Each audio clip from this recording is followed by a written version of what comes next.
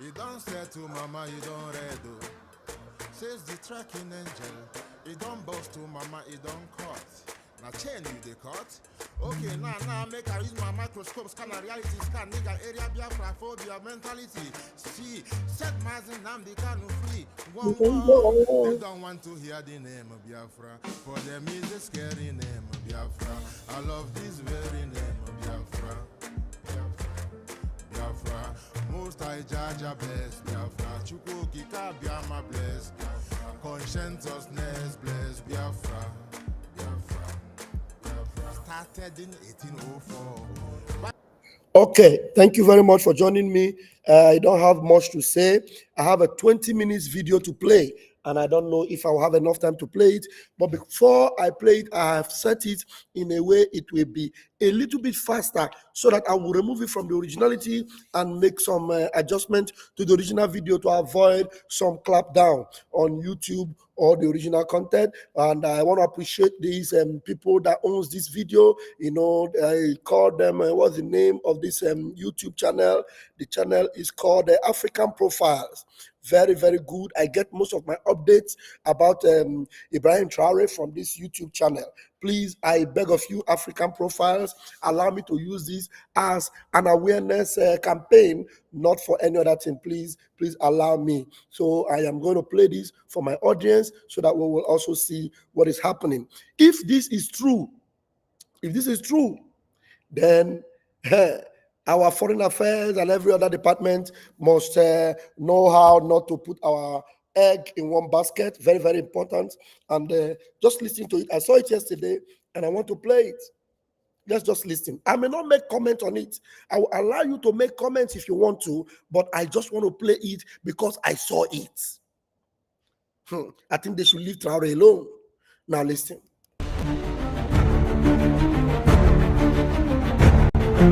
It was early morning in Ouagadougou when the alert hit the wires. Breaking: US imposes travel ban on Burkina Faso's Ibrahim Traoré. No warning, no dialogue, no diplomatic explanation. Washington had made its move. Captain Traoré, the young revolutionary leader of the Sahel, was now officially blacklisted from stepping foot on US soil. The news swept through media outlets like wildfire. In Washington, analysts nodded. In Paris, eyebrows raised. In African capitals, jaws dropped. But in Burkina Faso, the people cheered. In the heart of Ouagadougou, young protesters gathered, not in anger, but in celebration. They lifted cardboard signs with bold slogans. If America bans him, he must be doing something right. Traoré doesn't need a visa, he has the people. To the West, it was a punishment. To Africans, it was proof that Traoré had become too powerful, too independent, too unbreakable for global empires to tolerate. Inside the presidential compound, Traoré received the news in silence. Surrounded by his security advisors, he read the memo carefully. No emotion, no fear. Then, he looked up and said calmly, "Good. Now, they've removed all doubt." His aides nodded. "About what, Captain?" Traoré turned to the window, watching the rising sun over the capital he had sworn to protect. "That I no longer serve their system, I serve Africa." He didn't call a press conference. He didn't threaten retaliation. He didn't beg for re-entry. Instead, he did something no African leader had done in decades. He smiled. Because this wasn't a setback. It was a spark. A moment that would ignite a continent. At a private estate in Florida, far from the cameras and campaign rallies, Donald J. Trump paced furiously across a marble floor. A confidential intelligence memo lay open on the table, stamped with the seal of the US Department of State. Its title: Subject: Ibrahim Traoré, Escalating Anti-Western Influence in Africa. Lines had been underlined, words circled in red ink. Rejects Western military presence, seizing control of strategic gold and uranium mines, advocating total African sovereignty. Trump, now a kingmaker in Republican circles and still wielding massive influence behind closed doors, slammed the report shut and barked at his team. "This kid's becoming a symbol. We need to crush that before it spreads." To him, Traoré wasn't just a nuisance. He was a threat to the very structure the US had spent decades building in Africa. Puppet regimes, economic strings, silent compliance. And now, this 30-something captain from Burkina Faso was tearing it all down with a microphone, a rifle, and the will of his people. Trump's inner circle was divided. Some advisors pushed for indirect action, media smear campaigns, freezing aid packages, quiet pressure through ECOWAS, but Trump wanted more. Ban him, block him, make an example out of him. If he thinks he can embarrass us, show him what happens when you defy the West. Within days, the State Department issued the official ban. But what Trump didn't expect was the backlash. Across TikTok, Instagram, and African radio stations, Traoré's face became the face of resistance. Street murals in Mali and Niger painted him as a lion standing over a broken US flag. In South Africa, students protested outside the US embassy demanding "Unban Traoré," or ban your hypocrisy. Trump had hoped to silence him. Instead, he amplified him. And from his office in Ouagadougou, Traoré simply watched the headlines roll in and said, "They fear me not because I'm strong, but because they know others will follow." No drama, no press parade, no angry outburst. When Captain Ibrahim Traoré finally addressed the American ban, it was not from behind a row of military generals or in front of waving national flags. It was from a simple wooden desk in a small room with just the Burkinabe flag behind him and a quiet fire in his eyes. The camera rolled. His message was calm, deliberate, and deadly clear. "If refusing to hand over our land, our gold, and our people to foreign powers earns me a ban, then I accept it. With dignity." He didn't name Trump. He didn't mention the US directly. But every word cut through the silence like thunder. Africa is not a playground, and Burkina Faso will not kneel. Not to the east, not to the west. We stand upright, even when banned, even when threatened. Within minutes, the video was clipped, subtitled, and blasted across social media. "Here Traoré Speaks" trended across African Twitter. In Kinshasa, a youth activist wrote, "This is how a real president speaks, not with fear, with fire." In Senegal, a prominent radio host called it the Mandela moment of our generation. In Washington, State Department officials fumbled to craft a response. But how do you argue with a man who refuses to play the game? In Burkina Faso, school children watched the speech in classrooms. Many teachers paused to explain the meaning of words like sovereignty, self-respect, and empire. "He's banned from America," one child whispered, "but they can't ban his voice." That night, across Ouagadougou, candles were lit in windows, not out of sadness, but solidarity. Qual è il sito che paga di più in assoluto? Facebook? Assolutamente no. Traoré hadn't defended himself. He had defended his people, and in doing so he turned a foreign insult into a national oath. By dawn, it was no longer just Burkina Faso speaking. From Dakar to Dar es Salaam, from Accra to Antananarivo, one message pulsed across the continent: "We stand with Traoré." In Bamako, Mali, thousands gathered outside the US embassy, not in anger, but in unity. They held up placards that read, "You can ban a man, but not a movement." In Niamey, General Chiani addressed his nation in a rare public appearance. He didn't mince words. "If Traoré is a threat to imperialism, then we are proud to be threatened too."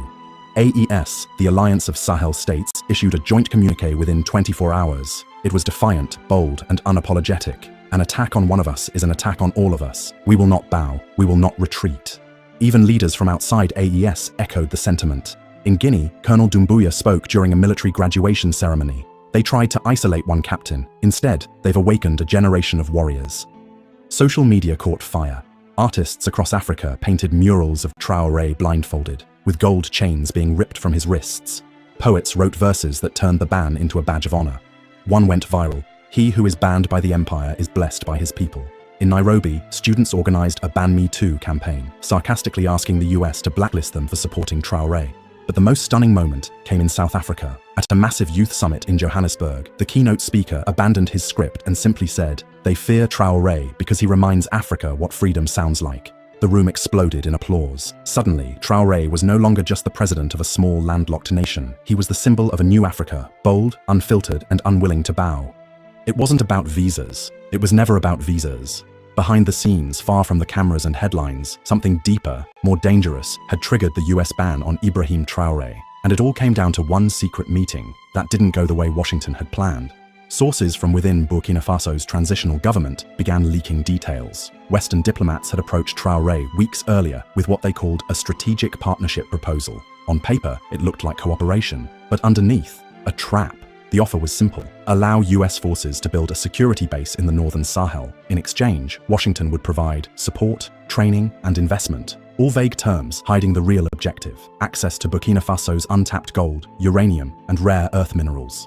Traoré sat through the pitch in silence. When the American envoy finished, waiting for applause, the young captain leaned forward and asked, "And if I refuse?"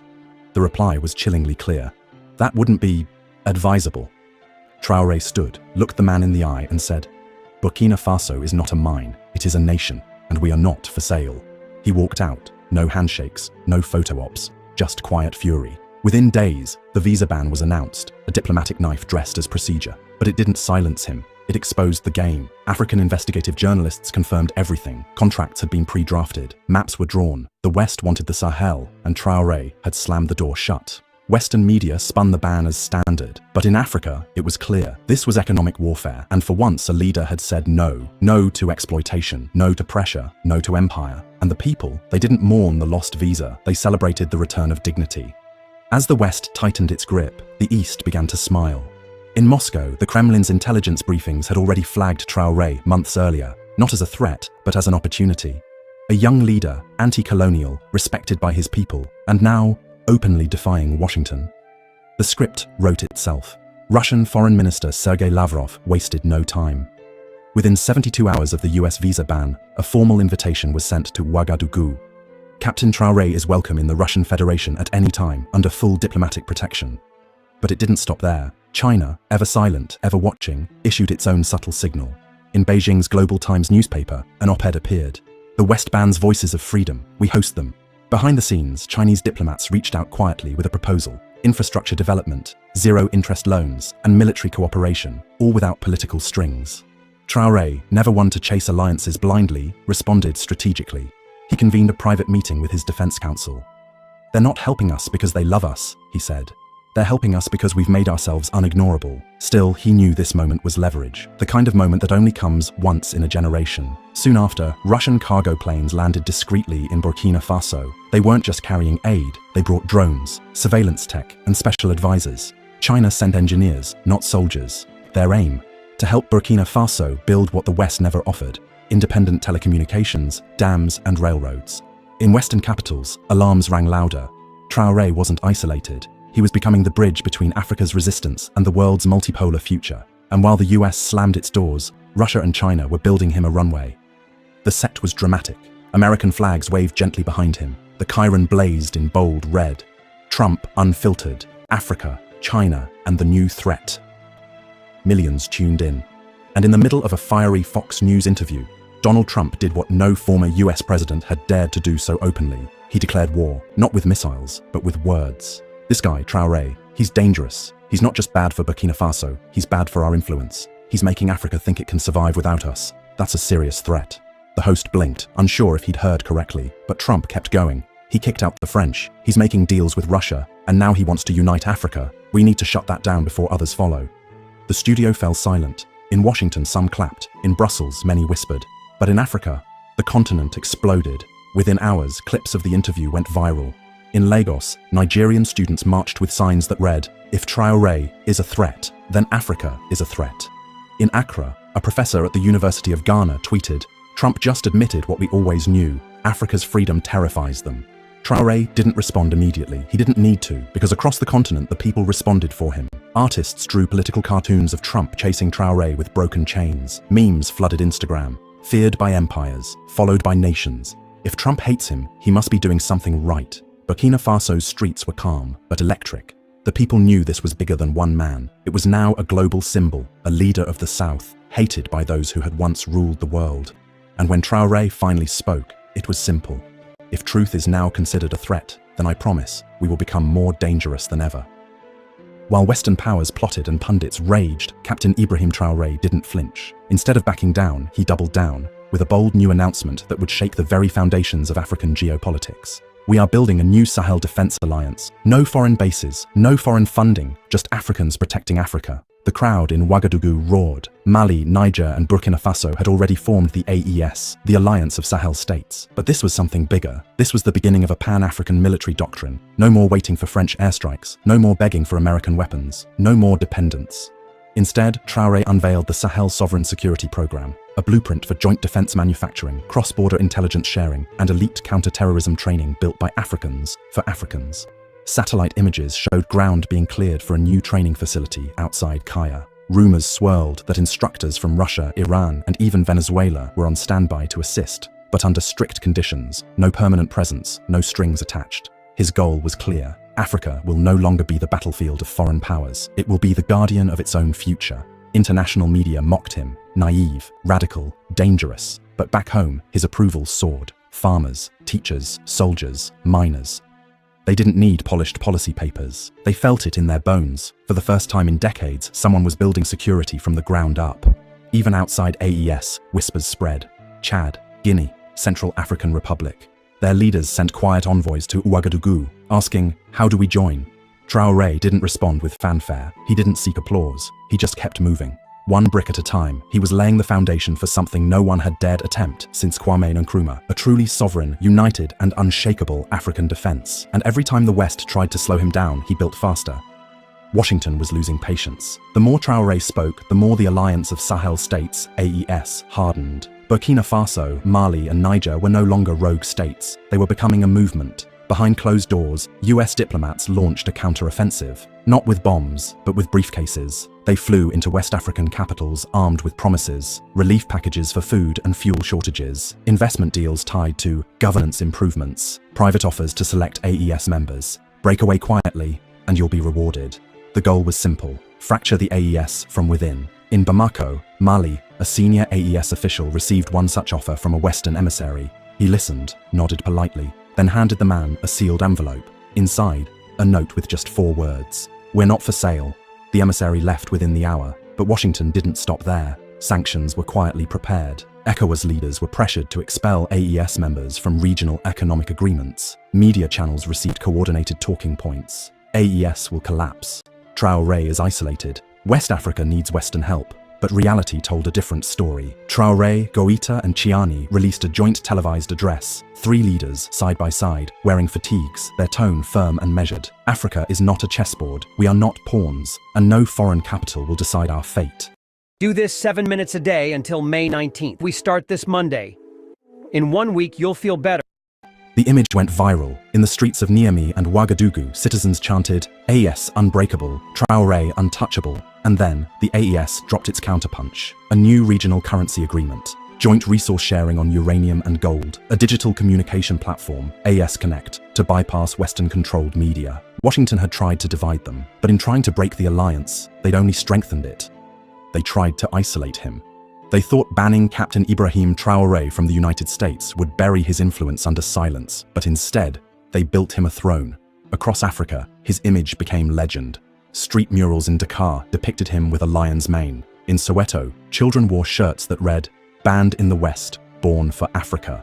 In universities from Nairobi to Kinshasa, entire seminars began asking one question: what if Traoré's model is the future of post-colonial leadership? He wasn't just a president anymore. He was a symbol of resistance, of dignity, of a new dawn. Even African diaspora communities in Paris, Brussels, and New York started organizing screenings of his speeches, subtitled, studied, and shared. He was the subject of podcasts, documentaries, hip-hop lyrics. The irony? The US ban that was meant to erase him from the global stage had made him impossible to ignore. And through it all, Traoré stayed grounded. In one rare moment captured by a local filmmaker, he was seen walking alone through a dusty neighborhood in Ouagadougou, stopping to speak with youth repairing radios under a mango tree. One of them asked nervously, "Captain, what if they come for you next?" He smiled. "Then let them come, but they'll find out I'm not alone." Because now, it wasn't just Burkina Faso behind him. It was the entire Pan-African youth, the working class, the dreamers, the believers. Those who had long whispered about change, now speaking with full voice. They saw in him a leader who did not wait for permission, who did not seek favor, who walked into fire and came out freer. He may have been banned from stepping on American soil, but he had stepped directly into Africa's storybooks and history. It was already beginning to write his name. Okay, good evening, Biafrans. Shut up. All right. Wow. This is a very long one indeed. You see, the same way America, instead of trying to ban him, they have built him a throne. The same way Britain and Nigeria is trying to ban and buy an unalive man in Nnamdi Kanu, they are building him a throne. The same way Europe, Finland, and the zoo trying to stop our prime minister. He's looking at them with an odd eye, and they have built him a throne. Some of us are waiting for updates. You're going to get updates tonight, this evening. And I just checked about 10 minutes before I came live. There was no update yet from the court. So the lawyer is going to speak to us after the court meeting, after the court outing, and then we will come back and give you updates later tonight. Okay, and we'll give you the full update, not the one that Achikote Kwano will go and cut and join. We'll give you the full update later tonight. So just don't worry. But my concern is, if this thing we listen to is true, we cannot leave our eggs in one basket. A word is enough for the wise. And then we have seen everything that's happening around the world. Tell me, is Traoré committing an offense? Is Traoré going against the law? Is Traoré a terrorist? Why ban him? Why ban him? Why ban him? I'm asking. So nobody should tell me, don't talk, we want to align with USA. Shit, cut that crap. If we're aligning with USA, we must align with them with the truth. We cannot pretend to be not to see what is going on. And then we'll cover. If they can do this to Traoré, my brothers and sisters, I am vam. So we are seeing everything. Nothing is hidden under the sun. Nothing is hidden under the sun. Nothing is hidden under the sun. Thank you, Chinedu. Chinedu just said it. Biafra is not in the gift of man to give. So our eyes must be open. Our eyes must be open. The word is enough for the wise. Thank you for joining me. We'll be back later tonight. Please share this video. I want everybody to see it. And Africa was what's the name of this our station that gave us this thing, African Profile. Please allow us to use this content. We are just awakening our people just the way you have done. Please allow us. Yeah, don't give us any wahala. Just allow us to use this as an awakening tool for our people. Our eyes are open. I can identify my beloved sister, Dr. Joy Irobi. I love you too. Precious one, I love you too. Wayoma. Biafra Jemon. Thank you, Dr. Joy. Thank you. I love you. All right, beloved. We'll be back later tonight for better updates.